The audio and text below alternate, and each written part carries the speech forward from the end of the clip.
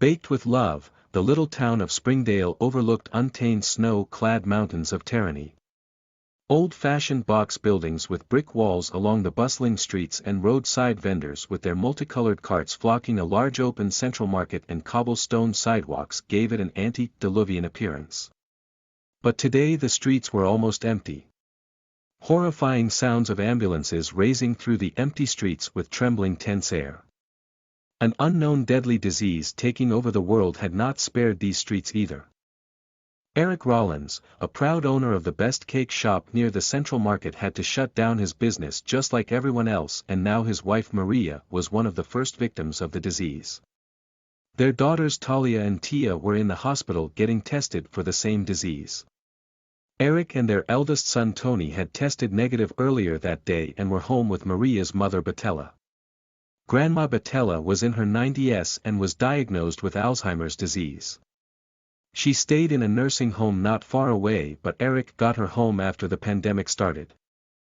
He knew how much Maria would want her mother beside her during such difficult times. The girls came home later that day as they tested negative, but Maria was not getting any better. It was difficult to know how she was doing as no one was allowed inside the hospital with her. They saw her on video call maybe once a day, but she could hardly speak without getting breathless. No one clearly understood the disease and there was no cure yet. Days became weeks, but things were getting worse with growing financial crisis and the disease spreading like wildfire. Few days later, the family was relieved to see Maria smile for the first time in many days. Some combination medicines they tried was finally helping her. She was able to speak to her family even with occasional breathing difficulty. "When will you be home, Mom?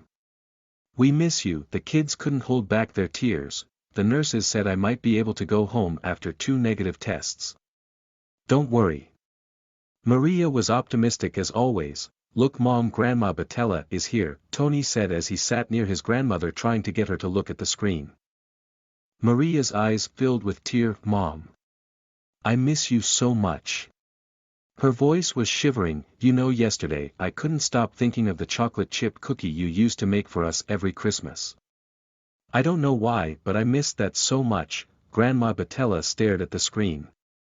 It was difficult for her to understand everything going on. After the call with their mother, the kids decided to make Grandma Batella's chocolate chip cookies for their mom.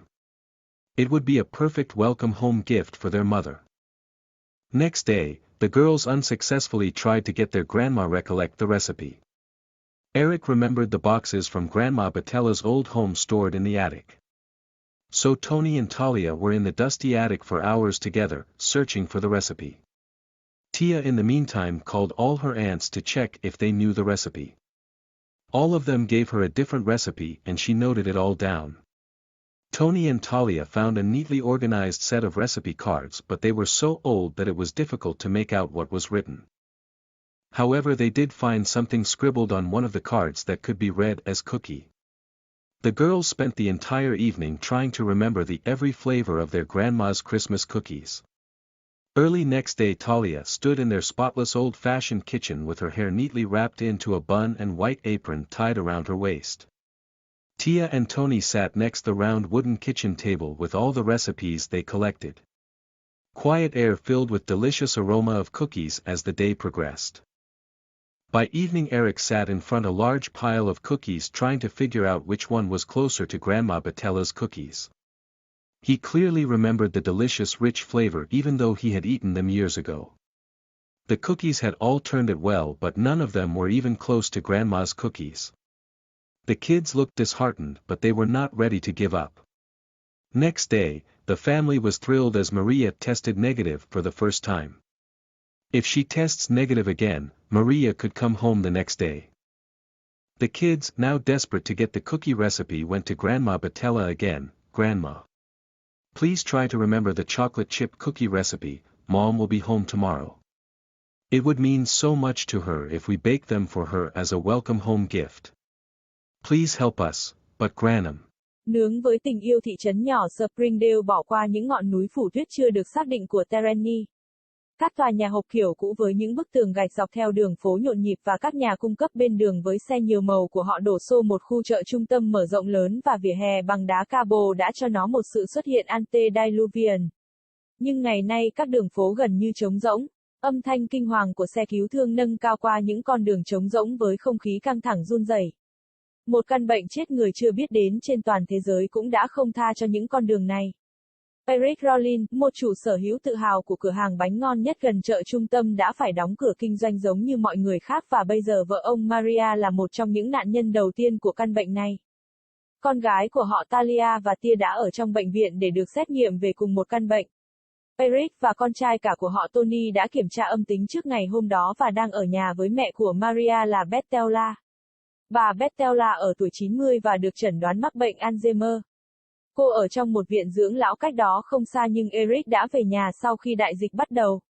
Ông biết Maria sẽ muốn mẹ cô bên cạnh cô bao nhiêu trong những thời điểm khó khăn như vậy. Các cô gái trở về nhà vào cuối ngày hôm đó khi họ kiểm tra âm tính nhưng Maria đã không trở nên tốt hơn. Thật khó để biết cô đã làm như thế nào vì không ai được phép vào bệnh viện với cô. Họ nhìn thấy cô ấy trong cuộc gọi video có thể mỗi ngày một lần nhưng cô khó có thể nói mà không bị thở. Không ai hiểu rõ căn bệnh này và chưa có phương pháp chữa trị nào. Ngày trở thành vài tuần nhưng mọi thứ trở nên tồi tệ hơn với khủng hoảng tài chính ngày càng tăng và căn bệnh lan rộng như lửa hoang dã. Vài ngày sau, gia đình được nhẹ nhõm khi thấy Maria cười lần đầu tiên trong nhiều ngày. Một số loại thuốc kết hợp họ đã thử cuối cùng đã giúp cô ấy. Cô đã có thể nói chuyện với gia đình của mình ngay cả khi thỉnh thoảng khó thở. Khi nào bạn sẽ về nhà mẹ, chúng tôi nhớ bạn, bọn trẻ không thể kiềm chế được nước mắt của họ. Các y tá nói rằng tôi có thể về nhà sau 2 xét nghiệm âm tính. Đừng lo, Maria lạc quan như mọi khi. Nhìn mẹ bà Bethella đang ở đây, Tony nói khi ông ngồi gần bà ngoại của mình cố gắng khiến bà nhìn vào màn hình. Đôi mắt của Maria đầy nước mắt mẹ. Tôi nhớ bạn rất nhiều, giọng của cô ấy run rẩy. Bạn biết hôm qua tôi không thể ngừng nghĩ đến bánh quy sô-cô-la chip bạn đã từng làm cho chúng tôi mỗi Giáng sinh. Tôi không biết tại sao nhưng tôi nhớ điều đó rất nhiều. Bà Bethella nhìn chằm chằm vào màn hình, thật khó cho cô ấy để hiểu mọi thứ đang diễn ra. Sau cuộc gọi với mẹ, các em quyết định làm bánh quy sô-cô-la của bà Bethella cho mẹ của họ. Nó sẽ là một món quà hoàn hảo chào đón về nhà cho mẹ của họ. Ngày hôm sau, các cô gái không thành công đã cố gắng để có được bà của họ nhớ lại công thức. Eric nhớ lại những chiếc hộp từ nhà cũ của bà Bethella được cất giữ trên gác mái. Vì vậy, Tony và Talia đã ở trong gác mái bụi bặm hàng giờ cùng nhau tìm kiếm công thức nấu ăn. Tia trong lúc đó đã gọi tất cả các dì của mình để kiểm tra xem họ có biết công thức hay không. Tất cả đều cho cô ấy một công thức khác nhau và cô ghi nhận tất cả xuống.